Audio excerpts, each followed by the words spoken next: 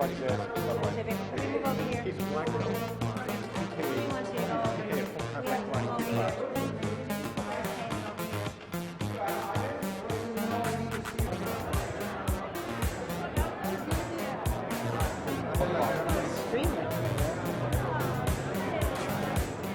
Hi, I'm Crash, and he's not.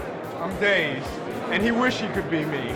This is the first graffiti show. The first totally legitimate graffiti show in a gallery in a Soho. respected gallery. In a respected gallery. So it proves that graffiti is legitimate art.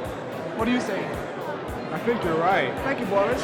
The money isn't important to me as much as the really, exposure.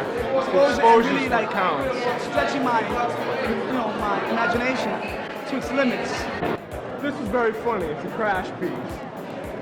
He wishes his mother had it. This is a very humorous graffiti piece done by Wasp One, one of the senior members of Graffiti Productions. Notice it has a lot of the old writers' tags. The guys That's from the because it beginning. dates back to the original graffiti movement.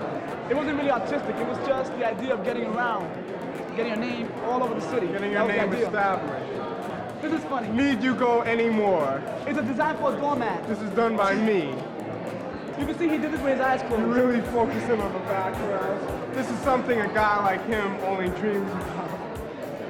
I'm Dr. Ruth Mann, and I'm a psychotherapist and analyst. I feel that this is an expression of people who have a need for identity, and I think that this is a constructive expression of it. I don't believe that Carol Bellamy's idea of putting them in jail, making them wash subways will work.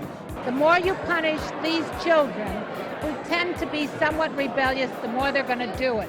By taking something like this and making them feel worthy and teaching them techniques and giving them money, you'll change them, you'll make society a better place, and you'll produce a whole new generation of artists.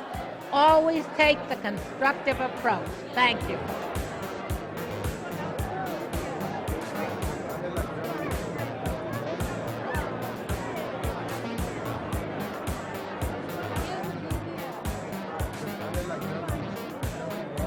I started writing graffiti about 3 years ago when I was in college because I was kind of like, I needed something to do.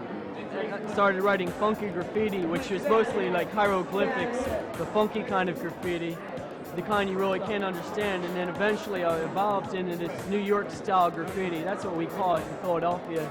We forget about the chains because we know after about 3 months they're going to take them right off. That'll be a waste of our paint and time we spent putting it up. So what we doing, we putting it on clean walls and rooftops. That's about it. And now I'm here to like kind of find out a few new ideas which I can take back to Philadelphia and new styles to make graffiti more of a colorful art. Nice, really nice.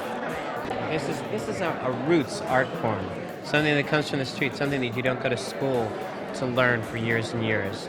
This is something that comes from the heart and something that comes from the street, and that's where I think that its value comes from. But this art does have antecedents in other kinds of art. It's been compared to pop art. I find it, though, much less ostentatious than pop art. Pop art, when I think of pop art, I think of Warhol doing silk screening, having silk screen done for him by, 100 Warholites. I think of his Campbell's soup can thing, or Peter Max. I don't think this is pop art. I think this is popular art. Pop art was more of an attitude, has much more of an attitude than graffiti. Graffiti is a street form more than anything else. Pop art was a way to legitimize, I think, bullshit art. I think to call them anything less than artists when they're displaying such a phenomenal artistic talent is just kidding yourself. I think something like this on the side of a train can be beautiful.